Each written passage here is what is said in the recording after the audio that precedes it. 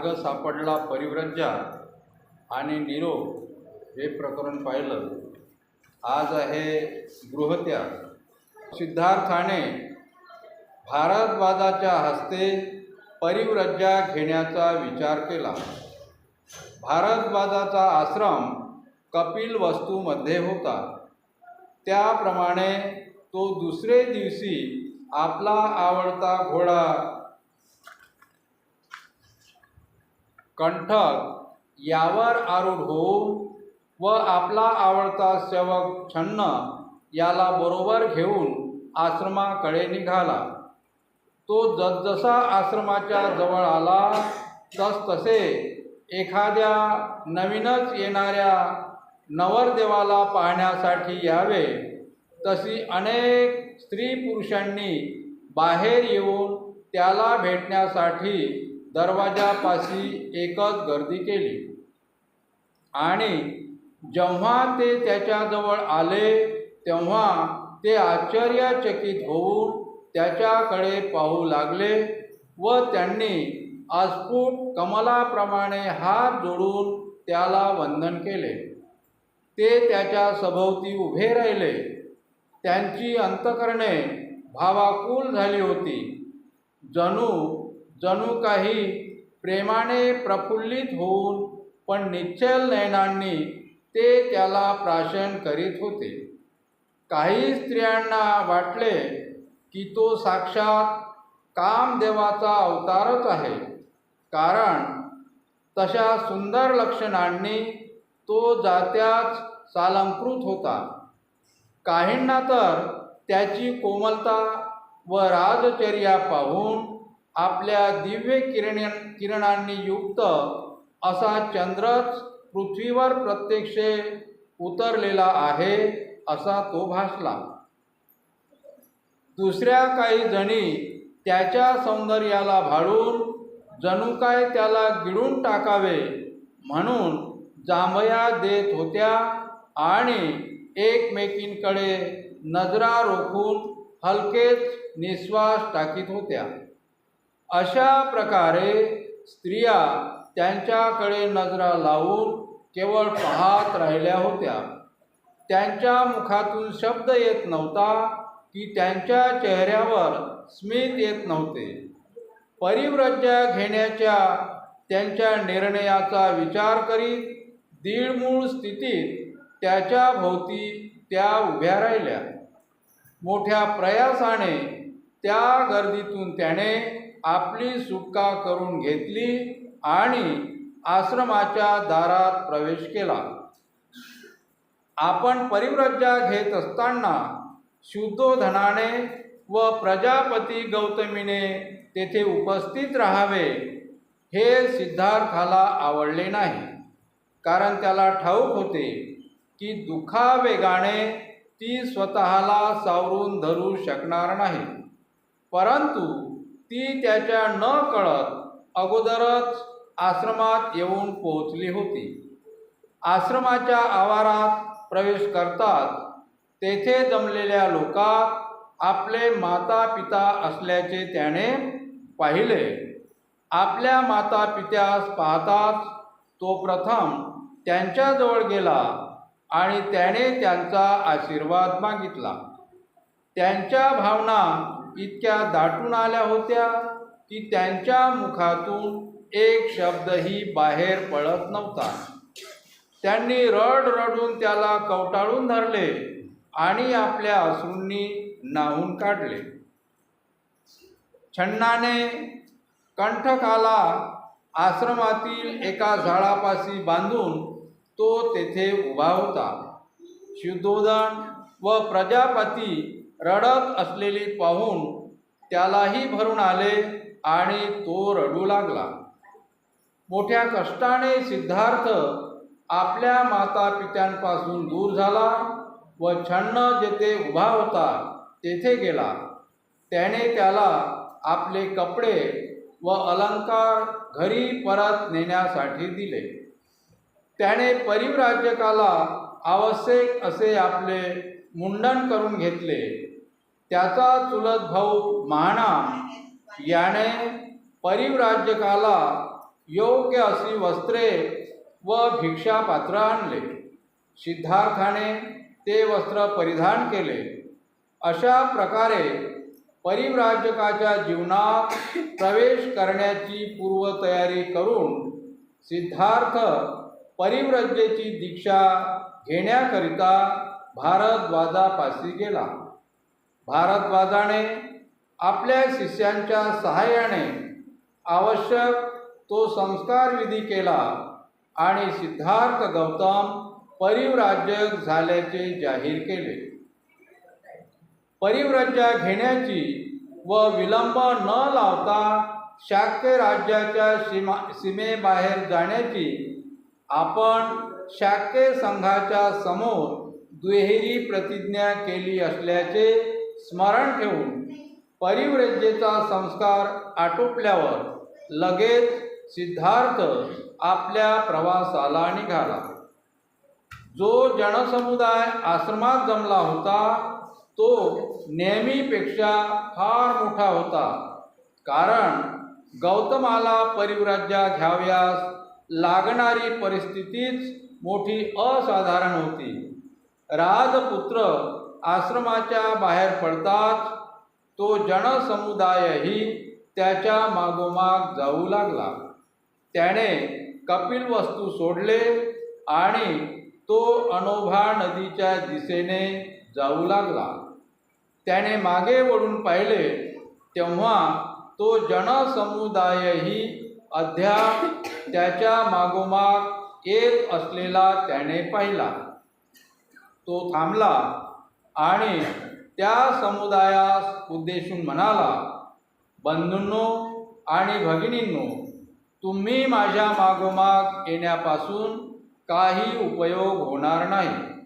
मी शाक्य आणि कोलियांच्या मधील झगडा मिटविण्यात अयशस्वी ठरलो आहे, परंतु तडजोडीच्या बाजूने तुम्ही लोकमत तयार केले तर तुम्ही कदाचित यशस्वी होऊ शकता. म्हणून तुम्ही परत जाण्याची कृपा करा. ही विनंती ऐकून जनसमुदाय मागे परतू लागला. शुद्धोधन व गौतमी राजवाड्याकडे परतले. सिद्धार्थाने टाकून दिलेली वस्त्रे व अलंकार पाहणे गौतमीला असह्य झाले. तिने ती कमळांनी भरलेल्या एका तड्यात टाकली. परिव्रजा ग्रहण करण्याच्या वेळी सिद्धार्थ गौतमाचे वय अवघे 29 वर्षाचे होते. लोक त्याची आठवण करून त्याची प्रशंसा करून म्हणत, हाच तो श्रेष्ठ कुलोत्तम शाक्य, थोर माता पित्यांच्या पोटी जन्मलेल्या, विपुल धनसंपन्न व नवयौवनशाली बुद्धीने व शरीराने सुसंपन्न असून राजविलासात वाढलेला, पृथ्वीवर शांती नांदावी म्हणून लोककल्याणासाठी तो स्वकीयांशी लढला. तो असा शाक्य युवक होता की ज्याने स्वकीयांच्या बहुमतापुढे आपले शरीर झुकविले नाहीच, पण स्वेच्छेने त्याने शिक्षा घेण्याचे पत्करले. त्या शिक्षेचा अर्थ ऐश्वर्याऐवजी दारिद्र्य, सुख समृद्धीऐवजी भिक्षापात्र, गृहसौख्याऐवजी गृहहीन स्थिती असा होता. आणि तो अशा तऱ्हेने जात आहे की त्याची काळजी वाहणारी जगात कोणी नाही आणि जगात स्वतःची म्हणून म्हणता येईल अशी कोणतीही वस्तू त्याने सोबत घेतलेली नाही. हा त्याचा स्वच्छेने केलेला महान असा त्याग होय. हे त्याचे शौर्याचे व धैर्याचे कृत्य आहे. जगाच्या इतिहासात त्याला तुलना नाही. त्याला शाक्यमूर्ती अथवा शाक्यसिंह असेच म्हणावे लागेल. शाक्यकुमारी किस्सा गौतमीचे म्हणणे किती यथार्थ होते.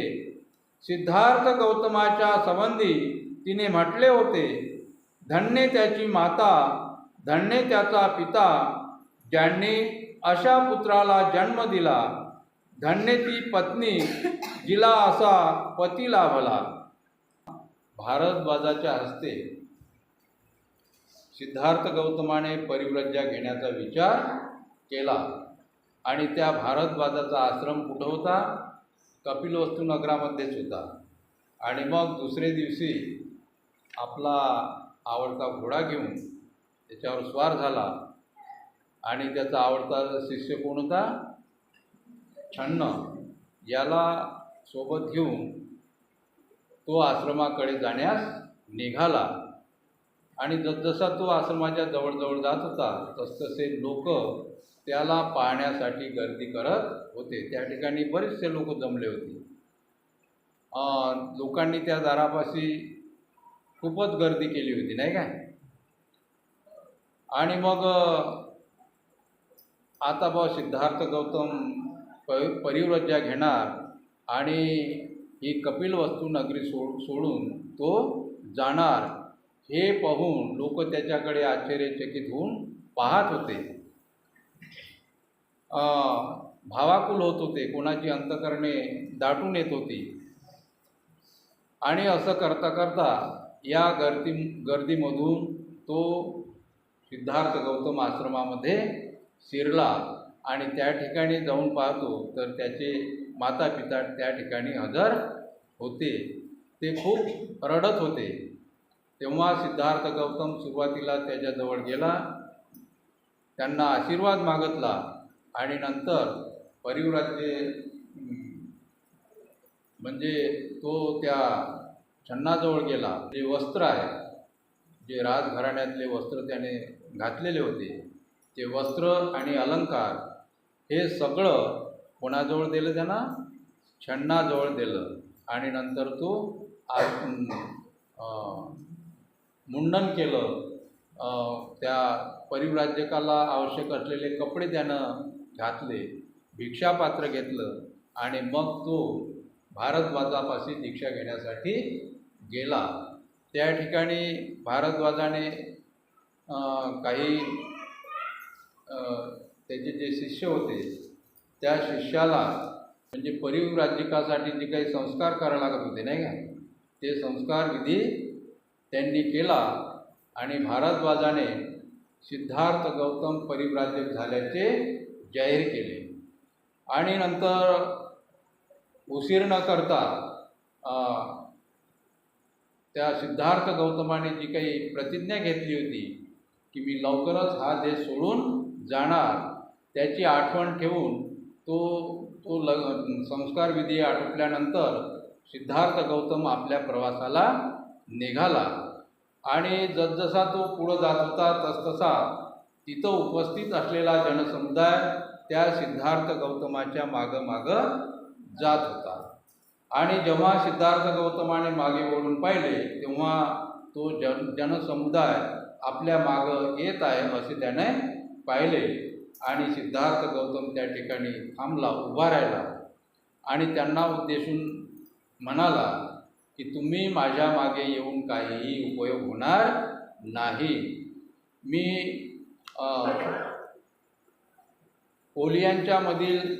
कोलियांमध्ये आणि शाक्यामध्ये जो काही झगडा झाला तो झगडा मिटविण्यात मी काय झालो आहे?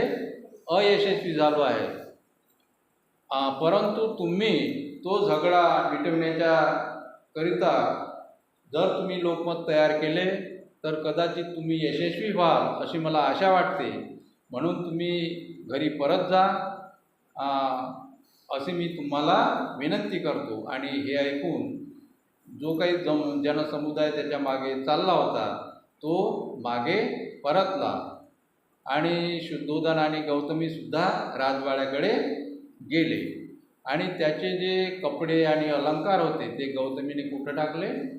त्या एका तळ्यात, कमळांनी भरलेल्या एका तलावात ते टाकून दिले. आणि मग तो सिद्धार्थ गौतम निघाला.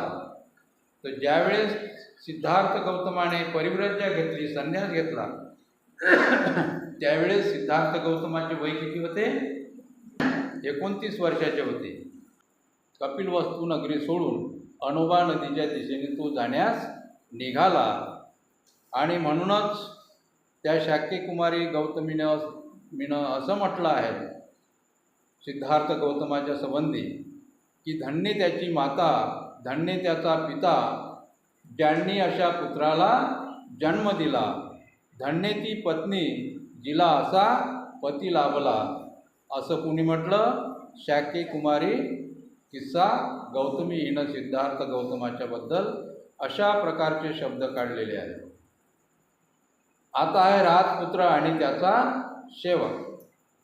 कंठकाला घेऊन छन्नानेही घरी परतले पाहिजे होते, पण त्याने परत जाण्याचे नाकारले.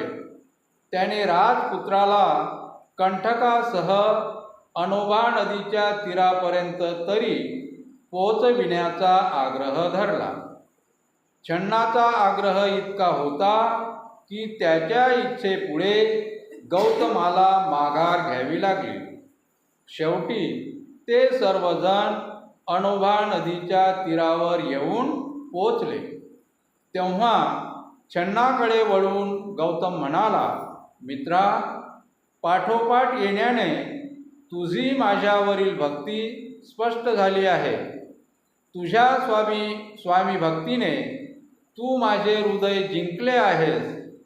तुला कोणतेही बक्षीस देण्यास मी जरी असमर्थ असलो तरी माझ्याविषयीच्या तुझ्या उदात्त भावनांनी मला संतोष झाला आहे. ज्यांच्याकडून आपणाला लाभ होणार नाही त्यांच्याबद्दल आपुलकी कोण दाखविणार नाही? पण दैव फिरले की आपली वाटणारी माणसे देखील नेहमी परक्यासारखी वाटतात. कुटुंब पोषणासाठी पुत्राला लहानाचे मोठे केले जाते. पित्याचा सन्मान पुत्र करतो, तो त्यांच्या भावी पोषणासाठी. जग आसेसाठी माया करते. काही एक हेतूशिवाय स्वार्थ निरपेक्षता असूच शकत नाही. तूच एक याला अपवाद आहेस. आता हा घोडा घे आणि परत जा. महाराज, जरी आपल्या प्रेमळ आत्मविश्वासामुळे अद्याप डळमळले नसले तरी ते आपले दुःख आतल्या आत गिळण्याची पराकाष्ठा करीत असतील. त्यांना सांग की मी त्यांना सोडून आलो तो स्वर्गप्राप्तीच्या तृष्णेमुळे किंवा त्याच्यावरील प्रेमाच्या अभावामुळे अथवा काही रागामुळे नाही. घर सोडून मी अशा रीतीने निघून जात असलो तरी माझ्याबद्दल शोक करण्याचा विचार त्यांनी करू नये. सहवास हा कितीही दीर्घकाळ टिकला तरी कालावधीने त्याचा शेवट हा होतोच. जर वियोग अटळ आहे तर स्वजनांपासून दुरावण्याचे अनेक प्रसंग वारंवार कसे येणार नाहीत? माणसाच्या मरणसमयी त्याच्या संपत्तीचा निसंशय वारसा हक्क सांगणारे लोक असतात, परंतु त्याच्या सद्गुणांचे वारस जगात सापडणे कठीण असते. किंबहुना ते नसतातच. महाराजांची, माझ्या पिताजींची सेवा शुश्रूषा होणे अगत्याचे आहे. महाराज म्हणतील की मी अवेळी निघून गेलो, पण कर्तव्यासाठी कधीच अयोग्य वेळ नसते. ह्या आणि अशा शब्दात मित्रा महाराजांना सांग आणि जेणेकरून ते माझी आठवणही करणार नाहीत असाच प्रयत्न करीत राहा. आणि होय, माझे मातेलाही पुन्हा पुन्हा सांग की तिच्या वात्सल्य प्रेमाला मी कितीतरी अपात्र आहे. ती फार थोर स्त्री आहे. तिची थोरवी शब्दांनी सांगता येण्यासारखी नाही. हे शब्द ऐकून शोकाकुल झालेला छन्न हात जोडून भावनातिरेकाने कंठ दाटून येऊन उत्तरला, स्वामी, चिखलाने भरलेल्या नदीच्या पात्रात हत्ती जसा रुतून बसावा तशी तू तुझ्या आप्तांना ज्या मानसिक वेदना देत आहेस ते पाहून माझ्या मनाची स्थिती होत आहे. तुझ्यासारखा निग्रह पाहून एखाद्याचे अंतःकरण लोखंडासारखे कठीण असले तरी कोणाच्या डोळ्यात अश्रू आल्याशिवाय राहणार नाही. ज्यांचे अंतःकरण प्रेमाने उचंबळून आले आहे त्याची तर गोष्ट बोलावयास नको. कुठे तुझा तो प्रासादात लोळणाऱ्या शरीराचा नाजूकपणा आणि कुठे कठीण कुशाग्रांनी भरलेली तपस्व्यांच्या अरण्यातील ती भूमी. हे राजपुत्रा, तुझा हा निर्णय माहीत असताना हा घोडा घेऊन कपिलवस्तू नगरीला दुःखात लोटण्यास मी आपणहून कसा जाऊ? एखादा धर्मनिष्ठ माणूस आपल्या सद्धर्माला सोडून देईल का? त्याचप्रमाणे स्वतःच्या मुलासाठी सतत झटणाऱ्या आपल्या वयोवृद्ध पित्याला सोडून तू जाणार काय? आणि तुझी सावत्र आई, जिने तुला लहानाचे मोठे करण्यात खस्ता खाल्ल्या, तिला एखादा कृतज्ञ माणूस आपल्या उपहारकर्त्याला विसरतो तसा तू सोडून जाणार काय? जी सद्गुणांची खाण आहे, जिच्यामुळे कुटुंबाची शोभा वाढली आहे, जी पतिभक्तिपरायण असून जिने नुकताच एका बालकाला जन्म दिला आहे, अशा तुझ्या त्या पत्नीचा तू त्याग करणार काय? धर्म आणि कीर्तीच्या चाहत्यात सर्वश्रेष्ठ असणारा तू एखाद्या निगरगठ्ठ उधळ्या माणसाने स्वतःचे मौल्यवान धन उधळून टाकावे तसे ज्याचे कौतुक करावे तेवढे थोडेच अशा यशोधरेच्या त्या लहानग्या बाळाला सोडून जाणार काय? आणि तू तुझे आप्तनातलं व राज्ये सोडून जाण्याचा जरी निर्धार केला असलास तरी हे अन्नदात्या, तू मला सोडून जाणार नाहीस असा मला विश्वास आहे, कारण तुझे पाय हेच माझे आश्रयस्थान आहे. अशा प्रकारे माझे अंतःकरण तुझ्यासाठी होरपळून निघत असताना तुला असा एकटा अरण्यात मागे टाकून मी परत नगराकडे जाऊच शकत नाही. तुझ्याशिवाय मी नगरात परतल्यावर महाराज मला काय म्हणतील आणि कुशल वर्तमान म्हणून मी तुझ्या पत्नीला काय सांगू? राजाजवळ माझी बदनामी पुन्हा पुन्हा कर असे तू सांगतोस, पण ते कोण खरे मानील आणि कोण त्यावर विश्वास ठेवील? छन्न पुढे म्हणाला, आणि जरी निर्लज्ज मनाने आणि जीभ टाळ्याला चिकटवून तसे बोलण्याचा मी प्रयत्न केला तरी महाराजांना ते पटणार नाही. जो नेहमी प्रेमळ आहे आणि जो दुसऱ्यावर दया करण्यास कधीही विसरत नाही, अशा माणसाला आपल्यावर प्रेम करणाऱ्या व्यक्ती सोडून जाणे मुळीच शोभत नाही. म्हणून मागे फिर आणि माझ्यावर दया कर. दुःखाकुल छन्नाचे ते शब्द ऐकून अगदी हळुवारपणे सिद्धार्थ गौतमाने म्हटलेल्या प्राण्यांच्या बाबतीत बदल हा अटळ आहे.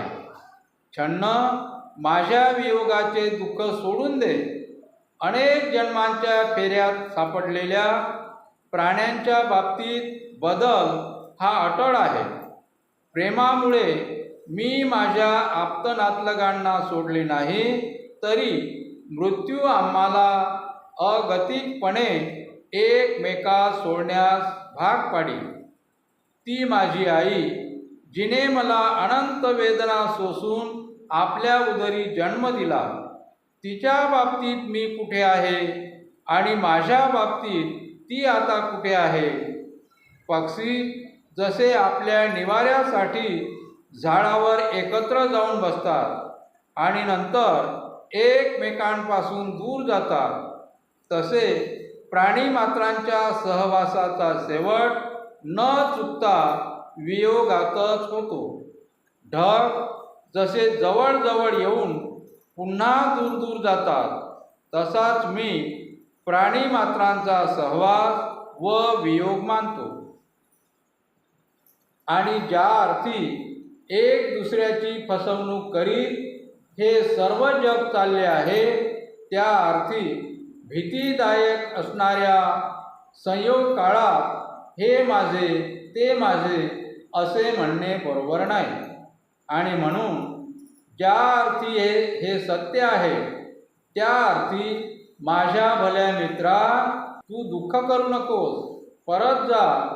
आणि जर तुझ्या प्रेमामुळे तू घोटाळत असशील तर तू आधी जा आणि नंतर परत ये. माझ्याबद्दल वाईट न बोलता कपिलवस्तूच्या लोकांना जाऊन सांग की सिद्धार्थावर प्रेम करण्याचे सोडा व त्याचा निर्धार ऐका. स्वामी आणि सेवक यांच्यामधील हा संवाद ऐकून त्या उमद्या कंटक घोड्याने आपल्या जिभेने सिद्धार्थाचे पाय चाटले आणि टपटप उष्ण अश्रू ढाळले. ज्याची बोटे एकमेकांशी जुळलेली, ज्यावर स्वस्तिकाचे शुभचिन्हे आणि ज्याचे तळवे मध्ये खोलगट होते, अशा आपल्या हाताने गौतमाने कंठक घोड्याच्या पाठीवर थोपटले आणि एखाद्या मित्रासारखा तो त्याला म्हणाला, अश्रू ढाळू नकोस कंठका, आवरते अश्रू. तुझ्या कष्टाचे तुला लवकरच फळ मिळेल. त्यानंतर छन्नाने आपापल्या मार्गाला लागण्याची वेळ आली आहे हे जाणून ताबडतोब गौतमाच्या काशाये वस्त्रांना नमन केले. कंठक आणि छन्न यांचा निरोप घेऊन गौतम आपल्या मार्गाने जाऊ लागला. अशा रीतीने स्वतःच्या राज्याची तमा न बाळगता हलक्या वस्त्रांनिशी ऋषीवनाकडे जाणाऱ्या आपल्या मालकाला पाहून त्या छन्नाने आपले बाहू पसरून मोठा आक्रोश केला व तो जमिनीवर लोळू लागला. पुन्हा पुन्हा मागे वळून पाहत तो मोठमोठ्याने रडू लागला. आपल्या बाहूंनी कंठक घोड्याला कुरवाळू लागला आणि अशा रीतीने निराशेने सारखा दुःख करीत तो परत जाण्यासाठी आपल्या प्रवासास निघाला. मार्गात तो काही वेळा आपल्याशीच विचार करीत राहील. काही वेळा चालताना अडखळे व काही वेळा जमिनीवर पडे. आणि अशा रीतीने जात असताना स्वामी भक्तीने विदग्ध झालेला तो छन्न रस्त्यावर अशा काही गोष्टी करीत होता की आपण काय करीत आहोत याचे त्याला भानच राहिले नव्हते.